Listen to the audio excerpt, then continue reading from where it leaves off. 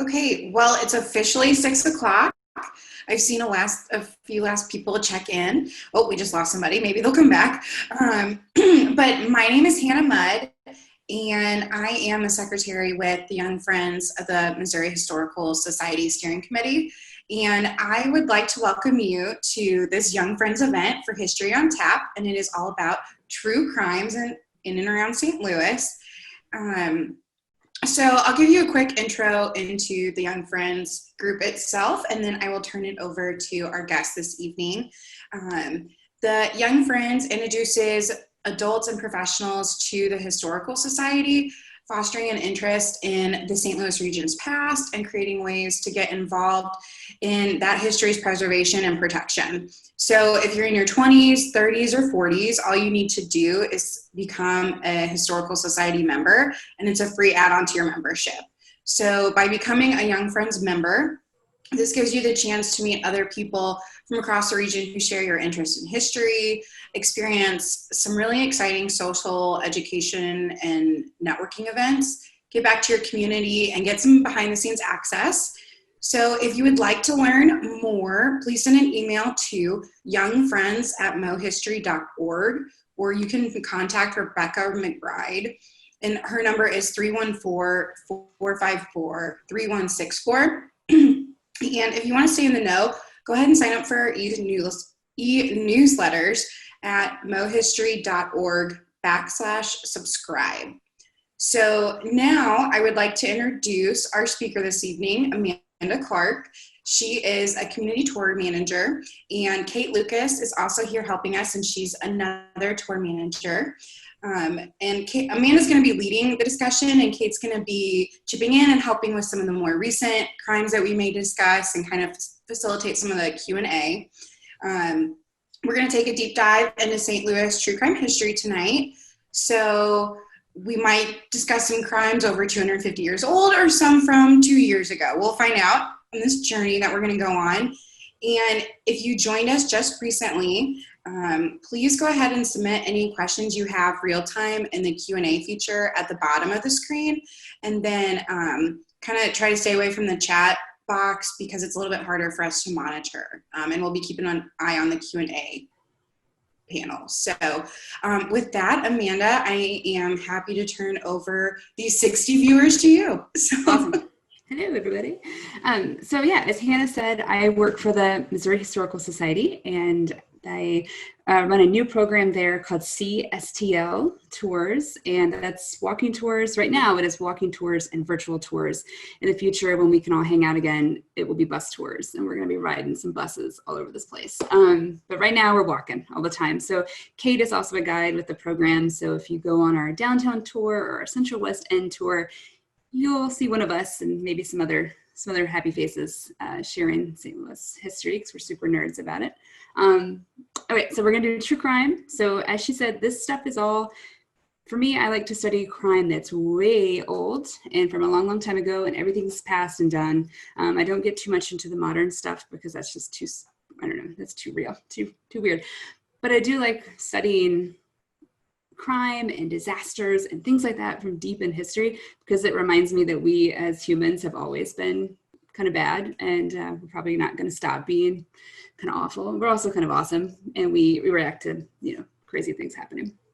So, and here's the program. So if you ever see people walk out and about, that is us giving tours. All right, let's dive in now to the topic. So I am not super into murders, but I'm guessing everybody that's in here is, and thank you for those that put your favorite murders in the chat box, because that kind of helps me kind of know what you're into. I do, however, have a favorite St. Louis murder, and that is the murder of Bertram Atwater. And so this is the murderers and some sketches from the paper from Bertram Atwater's death. So fun fact, so Bertram Atwater, if he had not been murdered, we may not have a Webster Groves. So I know it's a St. Louis history, but I'm out in the county, so we're gonna do a little bit of county stuff. Bertram Atwater was an artist who was visiting St. Louis in 1896. He was here to do some work. He was an artist drawing things at Union Station. He was drawing the building, doing some architectural drawings. And he, visiting from Chicago, just so happened his sweetheart and his fiance is out in the area that's now Webster Groves. So he comes out to see her after he's finished doing his work. He takes the train out to this area. He gets off the train station,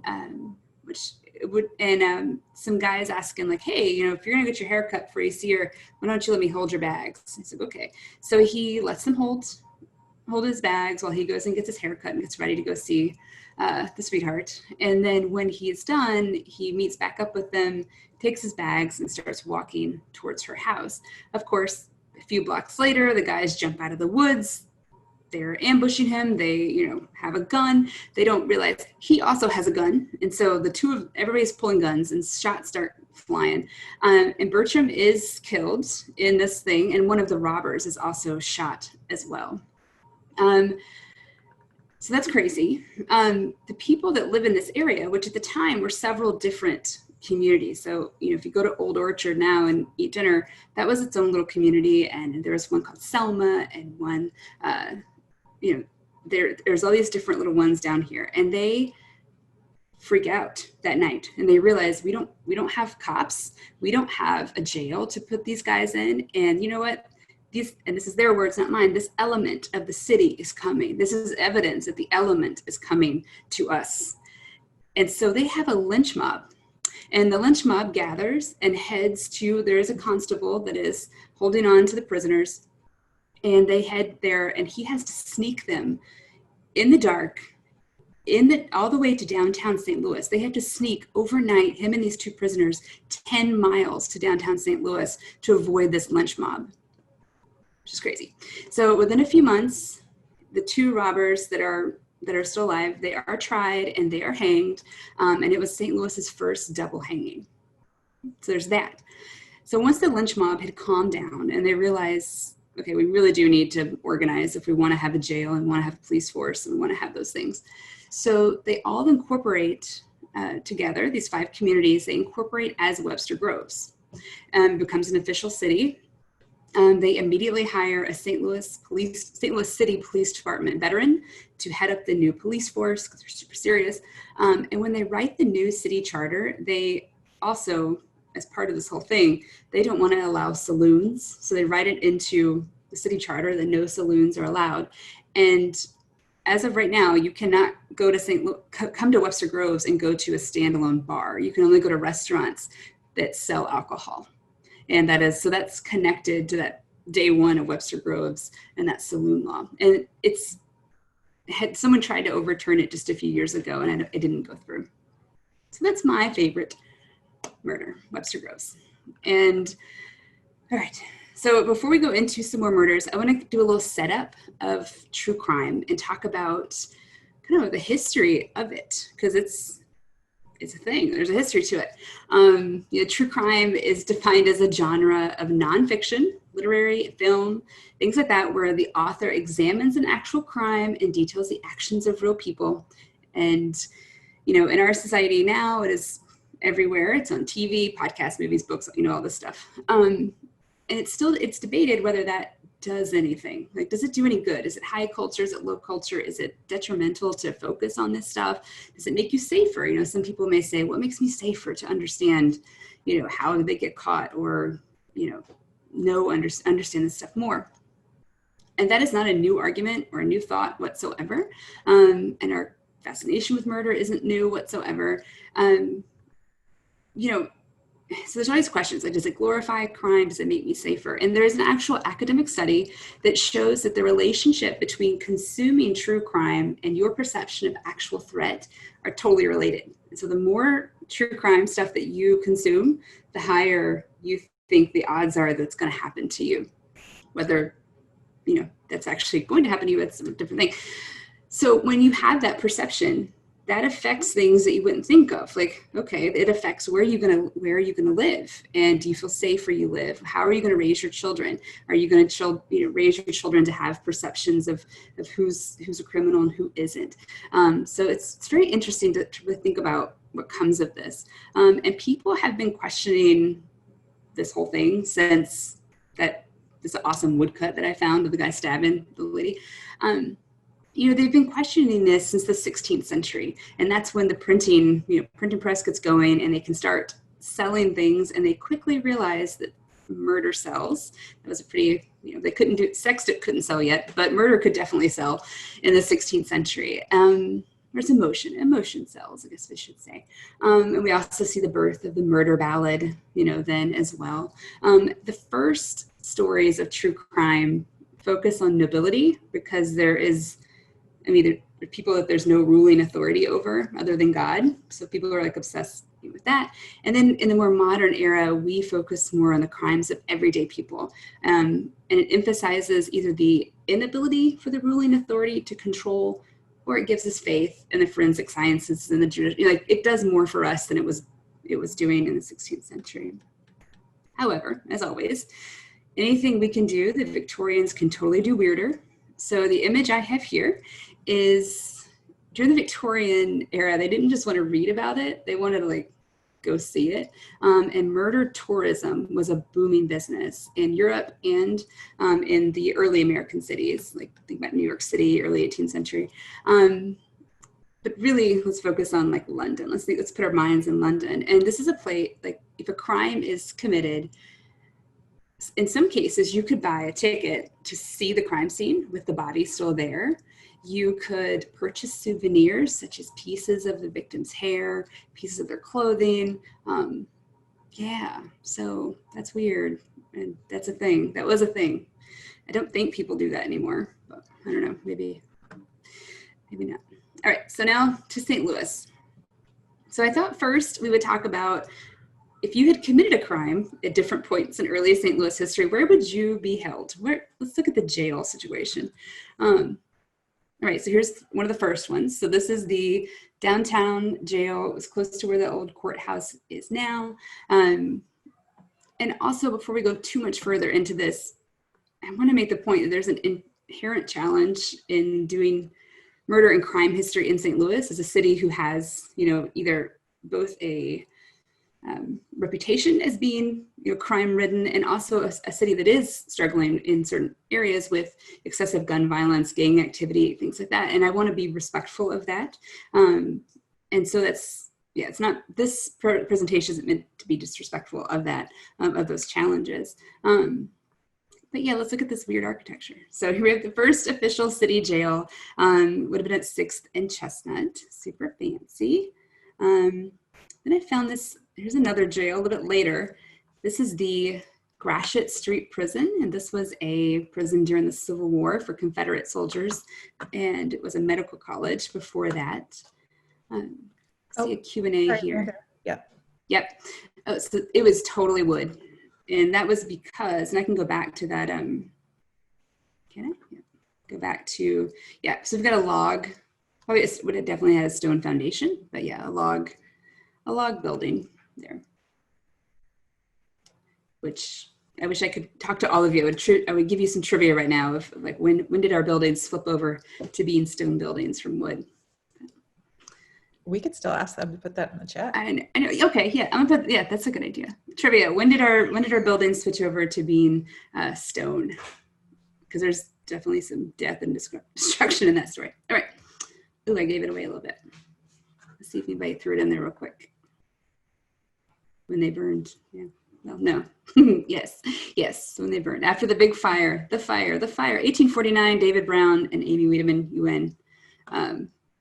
Giant wall of flaming steamboats is the best fire story. I mean, Chicago has that whole cow and the bucket, but we have a flaming wall of steamboats burning our city down. All right. Next prison is more modern. That's crazy cool. This is the Four Courts building, and the Four Courts building is named Four Courts even though it only had 3 courts in it, because it looked really similar to a building in Ireland that was called Four Courts. So there's that. That's why it was called that. It was downtown, and this is the plate that it's on from the 1875 Compton and Dry map, which is my very favorite map in the whole wide world. Some things so here's Four Courts up here in this circle. Or I'm circling right now this huge giant building that's so big and cool. It leaves the page. Before I'm going to, in a minute, like show you what that is now. I'm going to show you this right here. This little cut in the ground. That's the Metrolink station for the stadium, by the way. I love that. That's like, yes. I see your face, Kate. I'm writing a new tour all about like St. Louis under our feet, and so that factors in. All right, so Four Courts, back to this, and I promise you we will get to murders in just a moment. All right, so here's Four Courts again, and this is what's there now. So if you take the interstate exit downtown at 11th and Spruce, and 11th and Clark, that is sitting there. That's the building that replaced Four Courts. So here's another great view of the Four Courts building on a really sunny, beautiful day. And you're actually looking towards the river. So if you look here, you've got the old courthouse. You can see that in the distance, just to give you a little bit of perspective of what you're looking back at. There's also the city morgue down here. City morgue is pretty cool, and it factors in a lot of the images of the 1896 tornado that hit St. Louis. You would have seen people, there's a lot of pictures of people standing outside the morgue waiting to find out if their loved ones were there. And here's the inside. This is an incredibly modern jail for the time. And let's see, so this is where you would have been hanged if you were sentenced to hanging. This is where that would have happened. They had the gallows were here. They had an area called the Bridge of Sighs, which is where you went from your cell to, or if you were on Murderer's Row, that's what they called it, Murderer's Row, to the gallows, which were public. You walked across the Bridge of Sighs. And it's also the site of a murder itself. In 1909, it's our first murder. In 1909, there was, this is during the time of the infamous organized crime world in St. Louis history, where, in the turn of the century St. Louis, where you've got all the different, the rats and the Egan's rats and all the different groups. And there was a particular trial where one gang member was on trial for the murder of another gang member who was also a city constable, which in studying this, I learned that was actually a pretty common career for a lot of city constables were gang members, that was where you put them. But anyway, so he goes outside, so he's on trial, and his name is Thomas Kane, is the guy that's on trial for killing this other guy. And he goes outside to smoke a cigarette, which everyone's like, I don't think that's a good idea, man. Even the judge is like, I think you shouldn't go outside during your trial for killing this other gang member. He's like, it's okay, I'm gonna go outside. And so when he goes outside, he is shot by another rival gang member, shoots him, avenging the original murder. And so that guy is chased for a little while downtown, and then he serves 12 years for second-degree murder. And so here's a really cool newspaper cover that I found. It's all about this murder, and I really love the sketch right here of the murder happening. There's some neat little detail there of the bodies and the guy falling. And yeah, these are the two that were involved. Oh, and down here, if you see this, the guy that was murdered, killed that day, he had a prophecy that he was only going to live 3 more days. But if you read this little thing, it says someone told him you're only going to live 3 more days. So, yeah, had it coming. Less a prophecy, more a warning. Yeah. Really, there's a fine line between those things. All right. So let's move on to the next thing. And just a reminder, you can throw any questions in the Q&A. I will try to remember to check it regularly because I do not mind chatting as we go along. All right. So our next thing is the Rogues Gallery. The Rogues Gallery is something that's special to us into St. Louis. In 1857, in October of that year, the St. Louis Police Department was in a particular moment where they are desperate to keep up with criminals. The city's growing rapidly, where our population is huge. We got people coming and going, lots of transients. and they can't keep up with criminals and people that have been in and out and have been arrested and are suspected and out in the city. So someone comes up with the idea. They realize, we have these portrait studio things, this new fangled technology. Why don't we take their pictures? And so so our police department is the first. They invent the mugshot, basically, and they come up with this idea where they will take the criminals, have their picture made, and they put them up on a wall in at the four courts, but at the jail and police stations. And this was called a rogues gallery. And then this spread to other cities, and this became something that police forces did. Very few of those rogues galleries actually survive. And what's cool about ours is not only were we the first to do this, and so we invented it, but it was only found very recently. This cache of them was found recently by a lady who was researching her own family history, and she finds this big cache of these images and figures out what they are, and she finds those at the Missouri Historical Society, a library and research center. Little plug there. So who knows? You should go there and research things, and maybe you'll find cool stuff like this. Also, the images most of them had on the back the inscription of the person's name and what they did. And of the two that I have here, I only have the description of the guy on the left. The guy on the right, I just have him because he's like, I don't know, the look on his face is pretty fantastic. But the guy on the left's name was John Jordan, and his rogues gallery shot is dated January 15th, 1858. And he is described as a 25-year-old bagman and whorehouse pimp. So I don't know what a bagman is, but I know what a whorehouse pimp is. I mean, I shouldn't say it like that. Someone says, tell us about Madison Henderson. I don't know what that means. So maybe if anybody else knows who Madison, and I want to remind everybody, I deal with history, past murders, long time ago stuff. But I love to hear about new stuff. All right, so we're done with the Rogues Gallery.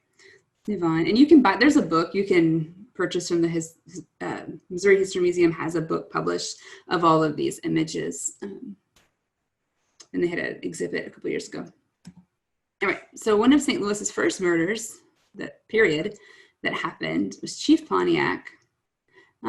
Somebody told us, in organized crime, a bagman may be involved in protection rackets or the numbers game, collecting or distributing the money involved when acting as an intermediary. Okay, so kind of a in-between guy when, running stuff around. Thank you for adding that in. All right, so Chief Pontiac is the first guy encouraged not to head over to the east side, but that's my little joke. But in 1769, Chief Pontiac, who was a major figure in the upper Midwest, and all the different tribes and groups that are in this area at the time. And so in 1769, he's visiting St. Louis. Against advice, he crosses the river to go visit a nearby village. While he's there, he's assassinated by a Peoria warrior who is avenging his uncle's death. That particular warrior snuck up, clubbed him, and then stabbed him to death. So he avenged him and then avenged him some more. What's interesting about this story to me is that happens, right? They can say that happened. That's a thing that happened in history.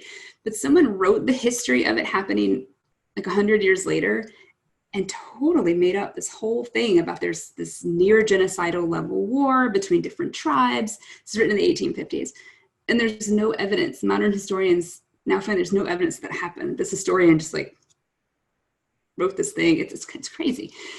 So after he's murdered, they bring the body back over to St. Louis and they bury it in downtown, or that's where they say they bury it. There's no evidence of that either. But there was enough evidence that he was buried downtown. This is the Southern Hotel. It's not the first time this is going to be the site of a deal with a murder for the presentation. So the Southern Hotel, fanciest hotel in St. Louis, torn down in the 1930s, had a big fire, whole big history there. But there was enough evidence about the Chief Pontiac story that the Daughters of the American Revolution actually put a plaque up about Chief Pontiac and that was in the lobby of the Southern Hotel. And now if you go to the parking lot east, so if you go to a ball game, if you're downtown and there's a huge white parking lot east, if you're on the east side of it along 4th Avenue, there's a plaque talking about Chief Pontiac. So it's a story that keeps going. Okay, any questions about that one? So cute.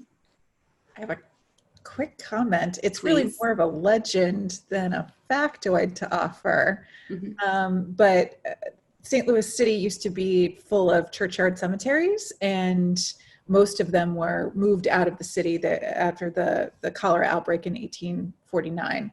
They moved all of the dead people out. But the legend is that Chief Pontiac, because he wasn't found and moved at the time, may be the only person still buried downtown. Ooh, That's the legend. I like it. Let's go with it.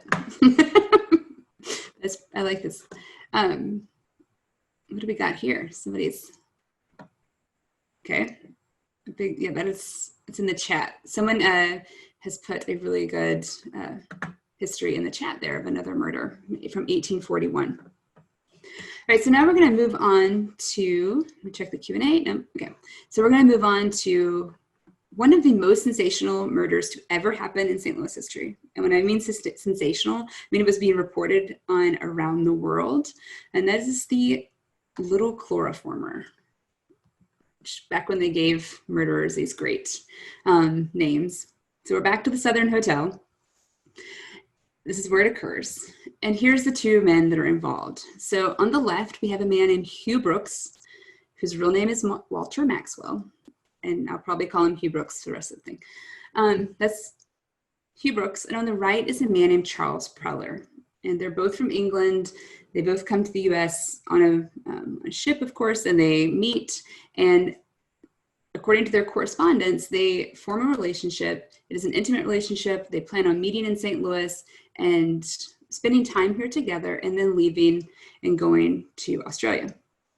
And while they're on the boat, Hugh Brooks tells Preller that he's a doctor, and he even has a diploma showing that he's from, this comes in handy later, has a diploma saying that he's a doctor, and that's fine. So they get to the US and they each go to their different, they had different reasons for coming here. So Preller has some work, I think, in Philadelphia. Brooks is in New York, and they're doing different things. And then they have a date that they're going to meet back up in St. Louis. So when they meet here, they take up rooms at the Southern Hotel, and they're there for a few weeks, and they're always seen together.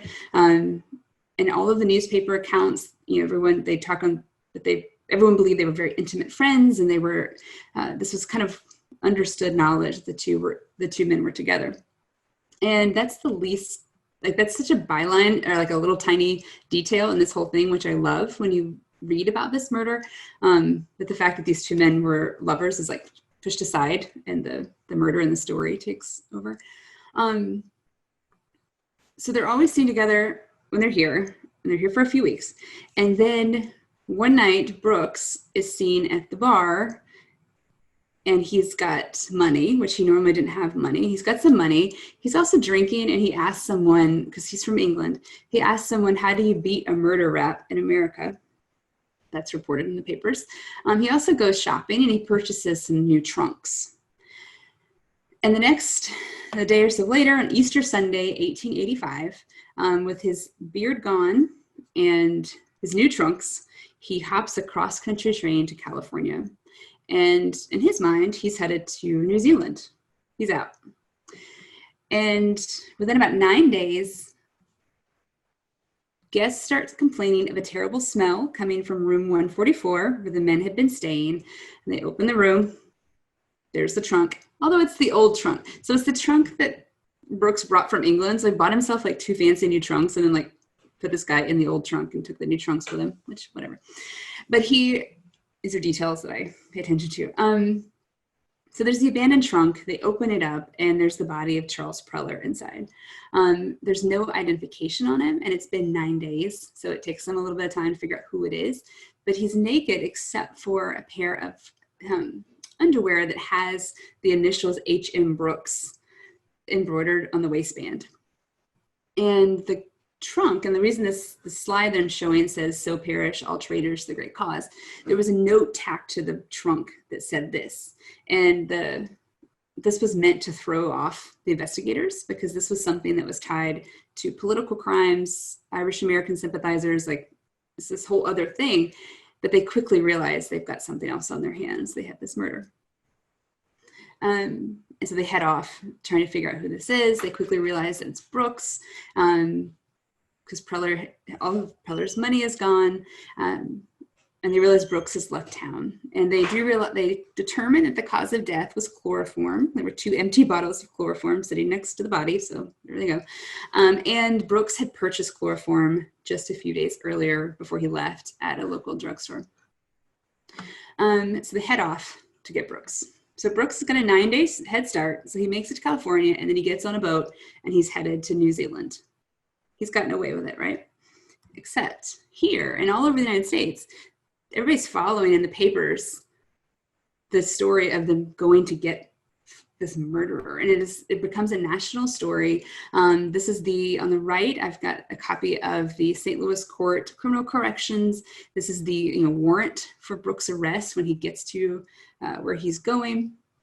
And so he's captured in Australia when he gets off the boat, and everyone is watching this murder. And he comes back to St. Louis to stand trial for the murder, which his defense that he uses is that Preller did die under the use of chloroform, and he did administer this chloroform, and he was actually trying to help him deal with a private medical condition. But once Preller had died, Brooks says, "I freaked out," which is fine, but he freaks out, and then he takes all these elaborate steps to evade the authorities, and then he leaves the country, and he takes all the Preller's money. So those things don't quite, that says there was a motive there.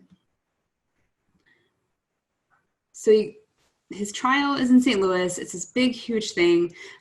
June 4th, so this happens in April 1st, the murder, and then June 4th, the case is submitted to the jury, and a verdict of guilty is returned. He appeals to the Supreme Court for a new trial, and the governor declined to intervene, and he was hanged in August 10th.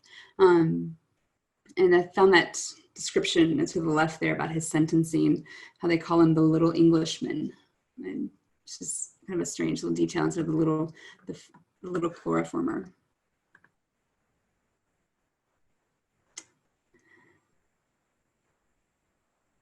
Oh, David Brown has, and this is something that Kate and I are both cemetery nerds. In fact, we ran into each other 2 weeks ago at a cemetery on a Sunday afternoon. Like, we're the only 2 people walking around in that area. It's pretty awesome. But so David Brown says that Charles Preller is buried at Bell Fountain. Hugh Brooks is at Calvary, and if you stand at Preller's unmarked grave and look across at Calvary, you can see Brooks' marker. I like this information. I would not want to be looking at my murderer forever. That is a bummer. I think this is a field trip, Kate. We're going to track this down for sure. But I will also say that the parts of those cemeteries that look across at one another were pretty fancy, prominent places to be buried. Like, those were the choice spots in those respective cemeteries. So somebody had money on both sides for them to. Well, it says Preller's is unmarked. That's true. So, and his family didn't come, they're both from England, and so he dies far away from his family. And there are hundreds of thousands of unmarked graves in Calvary. Mm-hmm. Yeah, there's that. Okay, cool. We would like to hang out with David Brown at the cemetery. We're just gonna collect new friends on this presentation. New cemetery friends. All right. Okay, I'm gonna dismiss these so I can go the next thing. If ready to move on from little chloroform, I have one more slide. So if you are in the History Museum's digital archives and you type in murder, this is one of the first things that comes up, which is this really random photo of Hugh Brooks. This is the murderer guy, and why they have all the files for the murder. They have a big box. They have the trial boards that they used and I really want to go dig these up. And they also have Brooks's fake medical school diploma as well.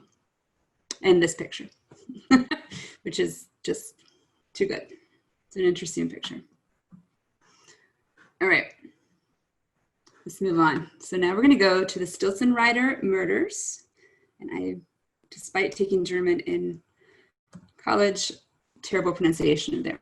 So on the night of March 19th, 1874, someone breaks into the house of the Stilson-Rider family in Millstadt, where we would think of as Millstadt. At the time, it was known as Saxtown. It was a little small group of German immigrants.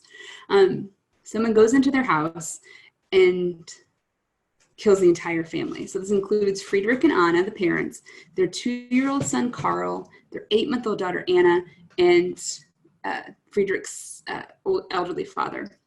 And not only did the murderer club each member of the family, they also slashed the adults' throats. So that happens. That's awful.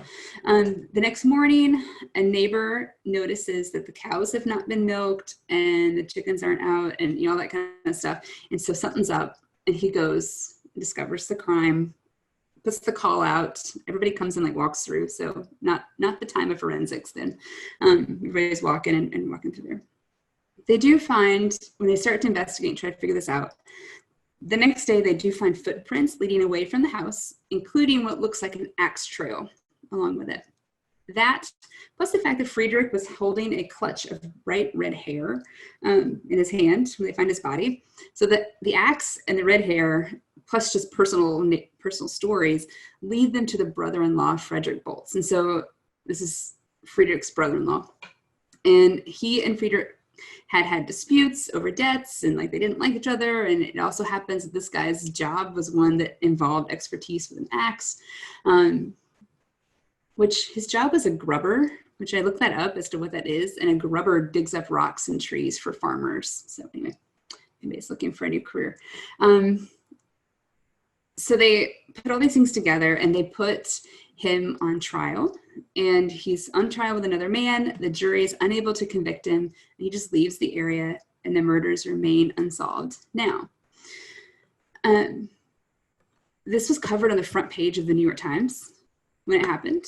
I mean, this is something that's really, not just shocking because it's an awful murder, but shocking in these little communities where everybody knows everybody and they're tiny, and this thing of who would have done this? And it happened to someone in our community, or is someone come in from outside and has left? I mean, this is a time when railroads are giving increasing access to small communities. The early serial killers, the axe murderers, they're able to use the trains to go from community to community and leave. And so there are 1,000 people at their funeral when they bury the bodies. However, so there's 1,000 people at the funeral. Their bodies are buried in an unmarked grave in Saxtown. Not too long after that, a man comes, part of the community wants to give them a better marker and a better grave at a different cemetery, and so he shows up with a team of shovels and stuff. But word has gotten out that the whole community shows up and forms a wall with they're like, no, you're not touching these bodies. So you can go to the marker in one cemetery, but the bodies are in a different one. So another field trip. So there's a great book written about this as well. Yep, thank you, David Brown. We're gonna add him as a panelist here. He's a good backup. All right. Amy. Yeah. I want to know what this costume is before you leave us. You have to tell us, Amy, what costume are you going to make? The little chloroformer? I've just started a whole new trend. A good beard. Yeah. So on the axe murders and the train thing, when I first read about these murders, I immediately was like, was it the man on the train? Is it related to the Valeska axe murders in Iowa? Is it the same thing? And for anyone else who is wondering the same thing I originally wondered, no, these happened a good 40, 45 years after the other axe murders. So it's not the same guy. It's probably different axe murders, yeah. Yeah, mother-in-law. All right, so we're gonna leave this murder tragedy, and we're gonna head to one that usually takes a race as prize to be on a murder presentation, and that's Elsa Limp. Elsa is the second of the suicides. If you are just tuning into St. Louis history, you know, the Limps are famous for their beer, but also their big family history in regards to suicides and their super haunted mansion and that whole thing. But of the 4 suicides, one of them happened not in the mansion, actually happened at 13 Hortense Place in the Central West End. So if you go on our Central West End tour, we will take you by that house. But this is where Elsa kills herself. And so Elsa Limp, you know, her dad is, by the time she's in her late teens, early 20s, her father's killed himself. Her mother has died. So she just has her brothers. She is the wealthiest single woman in St. Louis. She has race cars. She has race horses. Those are like the fastest race horses. She is a suffragette. She's a spiritualist. She's really, you know, has this crazy life. She goes to Iceland, like before it was cool. It's my second Iceland joke tonight. But so Iceland, she takes world trips. She just has an amazing life.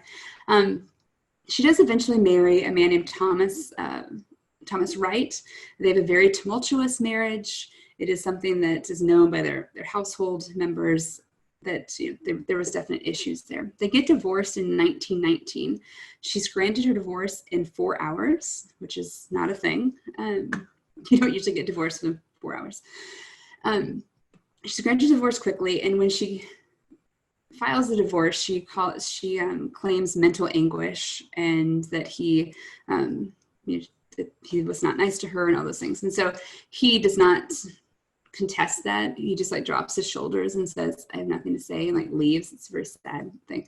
So they get divorced in 1919. They're living not too far apart from each other. They get remarried in 1920, a year later. And when they remarry, it's a total shock. Like no one saw this coming. Society was like, what? That's crazy. And so they go to New York for their honeymoon. They're there for a few weeks. And while they're there, she's buying lots of stuff. She's on a shopping spree, which wasn't really normal for her. They're there for 2-3 weeks. They come back to St. Louis. They're only here a day or two, and their house is still full of like flowers and things from people well-wishing them. And Thomas goes, she had complained of indigestion one night, and the next morning he's going to take a shower, and in his version of the story, he goes into the bathroom and he hears a loud noise. He goes back and he sees her sitting in the bed, and he asks her a question, and she's looking at him, and like her eyes are blinking, but he quickly realizes something's wrong, and he rushes over to her bedside and realizes there's a gun there, and she shot herself in the heart. So the reason this is a murder presentation is that, you know, it's always been thought of as a suicide. More recently, though, there are groups of true crime enthusiasts that have dove into this story and are trying to show that there's a lot of stuff that doesn't add up. Like ballistics do not add up, and they got a lot of great research with the police department. They were able to like dig through files and get a lot of evidence from this happening. And there's other things like no one called the police for a really long time.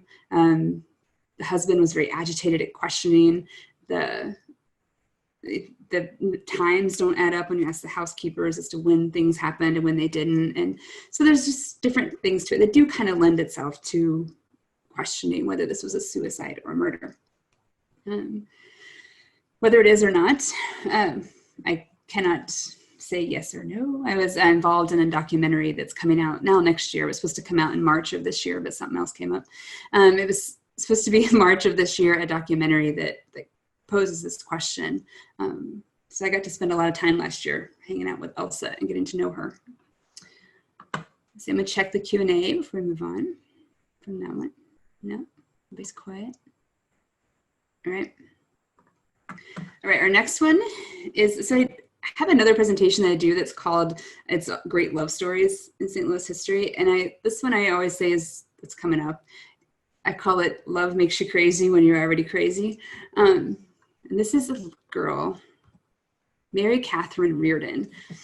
And her murder story happens on February 8th, 1947. She's 14. The girl on the left is 14. Her boyfriend, Michael Darcy, is the guy to the right. He's 13 when this happens. Mary Catherine, they both go to Clayton. They're in school in Clayton. Mary Catherine convinces Michael that they should run away together. And so they get in a cab. They make out in the cab the whole way out to Wentzville is where they're headed to run away. So they get a hotel room in Wentzville, this 14-year-old and this 13-year-old.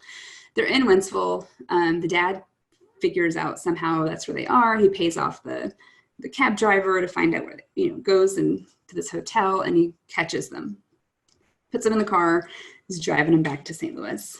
And at some point around Clayton Road and Worson Road, so getting headed towards the city, someone pulls a gun out from in the back seat. Someone pulls a gun out from under the seat and shoots the dad in the head. Car veers off. Dad is dead, and Michael is expelled from the car. He dies as well. Mary Catherine gets out of the car. She's totally fine, and she says, "Yeah, I did that." Confesses, like on the spot. I shot my dad in the head because I realized he was going to make me go to Catholic school now, and I don't want to do that. That's boring. That was her thought. And so she is put on quick trial, and it's this big sensational thing, and it's, it sounds a lot like the Chicago, Broadway thing of all the news stories are like, there's no way she did this. She's too pretty to have done it. She's too precocious. She's too, all these things. And the stories of the trial are weird, and she takes her shirt off in one of them to show, and I don't know, it's very weird and creepy to read through this trial. It's a big story, and she's acquitted, even though she said she did it. And then later she changes her story and says that she didn't do it, but whatever. She blamed the boyfriend. So she's acquitted of the whole thing. And she leaves town. Here's some coverage there on the left that she's leaving to go to California to avoid stairs, because everybody knows who she is. And then just 2 years later, she's in the news again when she elopes and with a musician, and her mother puts a public cry out for her to be brought back home and for their marriage to be annulled and all that. So, and that's the last I can find of her in the news. In the research, my trail goes cold right there with her. So I'm hoping at some point someone will say, "Oh, that's my crazy Aunt Mary Catherine." I want to know what happened to her. Where did she go? What happened to this lady? It's a huge St. Louis story. Okay, so we have our last one here, and then we'll go to chat Q&A or regular Q&A if you want to talk about any random stuff. And this is Frances Tumblety. Frances Tumblety was considered for a long time one of the strongest suspects to being Jack the Ripper. Someone threw something in the Q&A. I'm going to check it real quick. Oh, they're Mary Catherine Reardon's in the 1940s, I think 1948. Just to answer from the Q&A. So he's one of the strongest suspects for the Jack the Ripper case, because they've never figured out who that was. But there's a great St. Louis connection, because he lives in St. Louis off and on throughout his adult life. This is where he dies, when, after he gets a lot of attention in England, and then it follows him when he comes back to the U.S. that maybe he's Jack the Ripper. He moves to St. Louis and lives out his days. He's quite an interesting fellow. He was pretty well known, around the country. People knew him. He was before all this happened. So he's born in Ireland, 1833. He immigrates to Rochester, New York, in 1847 during the Irish potato famine, and he gets a job as a teenager helping this self-proclaimed French cures for sexual diseases Rochester doctor. And Frances's job is to peddle sexually explicit literature on the Erie Canal boats. So it's kind of like, it's not explicitly what it is, but it's also like, here's a disease and here's how you get it, details of how you get these things. So this is like a business, this is a thing. And so he peddles his stuff. And then he meets this guy who is known as an Indian herb doctor named Rudolph Lyons. And so Tumblety follows this guy. He goes around the country and touting himself as an Indian herb doctor, with the focus of selling French cure literature, is what's called French cure literature for sexual diseases. So he's an interesting life, career-wise. He claims to have received a medical diploma. Not true. He calls himself an MD. Whenever he gets to a town, he like comes into town with like a big cape and on a horse, and like has this big show. Like when he gets to town, it's like, super cool. Like ignore the Jack the Ripper stuff. He's an interesting guy. But then he is traveling back and forth between. He's in Detroit, and he leaves Detroit. He goes to Canada through Toronto, St. John's, and then to New York City, and then to London. He's going back and forth there. And his travel to England lines up time-wise with the Whitechapel murders, but not his location. So now they've kind of like traced him, like, he's not as good of a suspect as he would be. He wasn't in that spot. Plus, he was never known to be violent. He was just really odd and had some interesting interests. So he dies in St. Louis eventually, but then his body is moved to Rochester, New York. And all of the people that had given testimony that kind of pushed him in the direction of being a suspect were all being paid off because it was such a sensational story. Like if you had any clues, you got some money. And so people were throwing their friends in for money. So that's the last story, because then you start getting into modern times, and that's once you get past there. So the Q&A is empty right now, and I can check the chat as well if anybody has questions about any of that stuff, or something a burning question they've always had about a St. Louis murder or gangs or any of that stuff. We do know our history here. I've shocked you all into silence. I could talk about my favorite murder. Yes, please. Don't have additional questions and suggestions. And Amanda has heard me tell versions of the story a million times, but it is my favorite St. Louis murder. So I bet, the Mafia. Yeah, Amanda's got the Mafia covered, I think. But the Irish gangs came before the Italian gangs. So real quick, you may have heard references to both songs named Frankie and Johnny, plays, movies. Frankie and Johnny is sort of a classic star-crossed lovers kind of story. But it is based on a murder that happened here in 1899. Frankie Baker was a young, hot lady in her early 20s. She could do a dance called the cakewalk, and she liked to hang out at the ragtime bars that were in Chestnut Valley and what is now downtown. And she lived on Targhee Street, which if you were there now, it would be smack in the middle of the Enterprise Center. But Targhee Street was also chock full of musicians and bohemians and young, fun people. W.C. Handy, Father of the Blues, lived there for a while.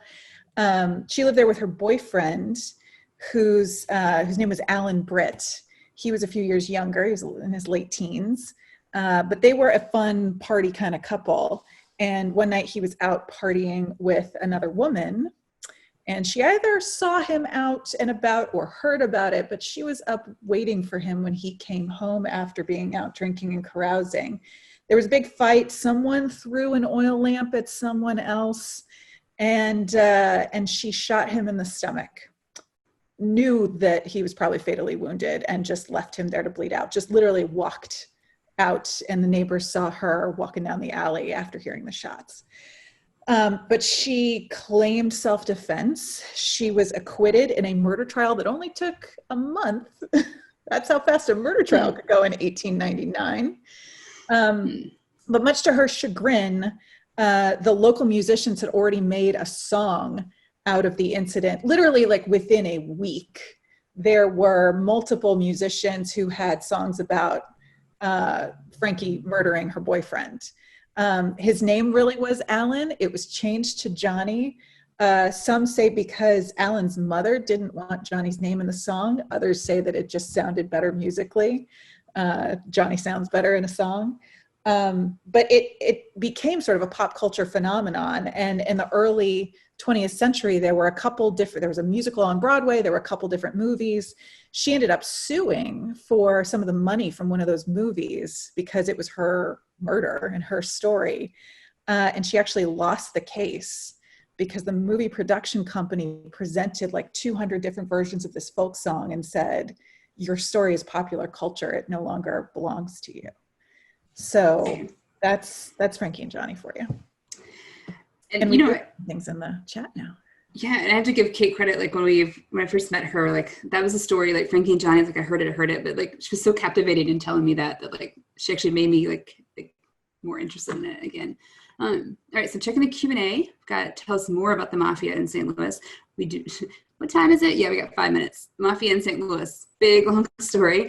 There's modern Mafia story. There's people blowing each other up on the interstates in the 1980s when they had a transfer of power from the, when the mob boss died in 1979, and then they had wars over who was going to take over.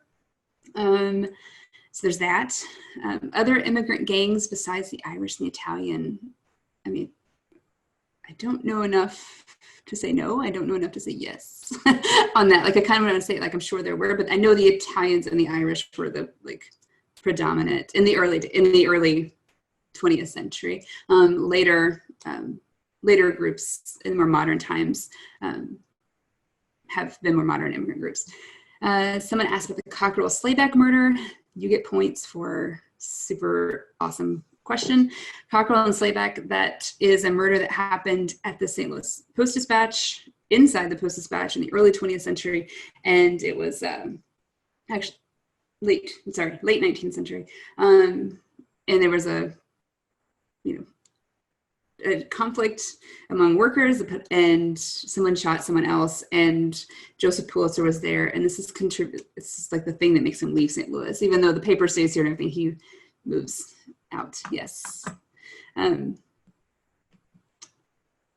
So yeah, and then David Brown answers the Lebanese. I didn't want to be too clear on that, but yeah, the Lebanese mafia is the thing that is pretty commonly known and asked. We get a lot of questions about that on our Soulard and LaSalle Park walking tour because we go over to where that community was.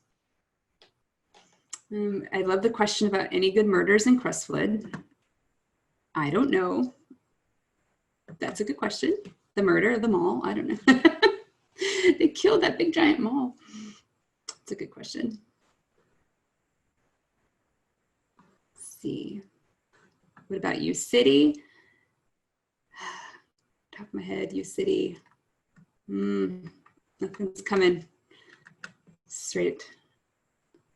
U City is like good story is the guy that founded it. The kind of guy, the very interesting character that founded U City at the turn of the century. It's a different tour, a different topic. And I did not know that Frankie and Johnny made it to the state capitol in Missouri. It's awesome. There's the other famous, the Stagger Lee. That's another, folk song. And there's so many, and there's a third one, Duncan and Brady. So there's enough of these murders that are called like St. Louis Badman murders or Badman songs. And it's like a little genre of pop culture music and references from, it's called, St. Louis Badman. What is this? Oh, Fred Killer Burke, the St. Louis connection to the St. Valentine's Massacre, member of the Egan's Rats. Yes, a friend of mine reached out to me recently and told me about the St. Valentine's Massacre, which was this, I can't remember if it's New York or Chicago. Is it Chicago? And one of the people that were involved in that is buried here in St. Louis.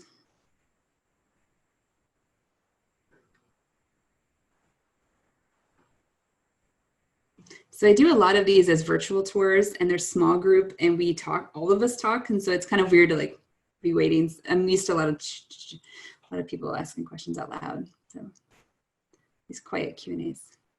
All right. Hi, Hannah. Hi. So I will say there was one thing in the chat bar that popped up. Not necessarily a murder, but the doctor who allegedly buried or walled his daughter in the wall of the medical school. If you know anything about that, and that may be the end of our time then. Well, he didn't, I don't know about him walling his dead body, about her body in the medical school wall. He walled it. If we're talking about the same guy, the crazy doctor, what's his last name? I can't think of it. Anyway, he was Civil War era or post-Civil War medical doctor, had this school south of downtown St. Louis, and he did put his daughter's body in a cave. It was suspended. And Kate, you may know more than I do about like, what was it about that? I can't remember. Well, there's many different stories about him because he was nuts. And there's a great book about him. I'm convinced that, I don't know if there's any stories about ghosts at Purina headquarters, but I feel like if any place in St. Louis is haunted, it should be Purina headquarters, given everything that happened on that property with that guy. There was a separate story about a woman who had disappeared from Soulard, a young woman, and there was a mob of people who showed up at the medical school convinced that he had kidnapped her, and they demanded to search the property, all that sort of stuff, and they didn't find her there. So that's the story I know. I don't know about someone being buried in the walls. Yeah. There's the cave story, that it was also a Civil War prison that was a really miserable place. It's the Gratiot Street prison that I showed in the beginning. Yeah. And the women were kept there. It was also the women's prison. It was a really unpleasant place from a lot of different angles for many decades. Yes. Jerry says Dr. Maxwell, but that doesn't sound quite right to me. I want to say McLaren, maybe? McLaren. Hold on. I'll see if I can find it. I can like draw a picture of his face. Like I know this. David Brown said it's Joseph Nash McDowell. McDowell, that's right. McDowell. Yep. McDowell. Got it. I mean, technically founded what is now WashU's medical school, right? I mean, there's a prestigious thing that came of it, but it started just as shady as all 19th century medical schools started. Victorians. Questionable origins of the body, all that. Well, we've reached our allotted time. So I am going to go ahead and wrap everything up. I would like to thank everyone for attending tonight's Young Friends event. And again, if you have any questions, please reach out to us at the Young Friends at MissouriHistory.org. Feel free to give Rebecca a call or anything like that. Reach out to any of us if you see us around, I guess, or anything like that. But I would like to take this moment to thank Amanda and Kate from all of us for giving such a great presentation. And I hope everyone has a wonderful evening. Thanks. Yeah.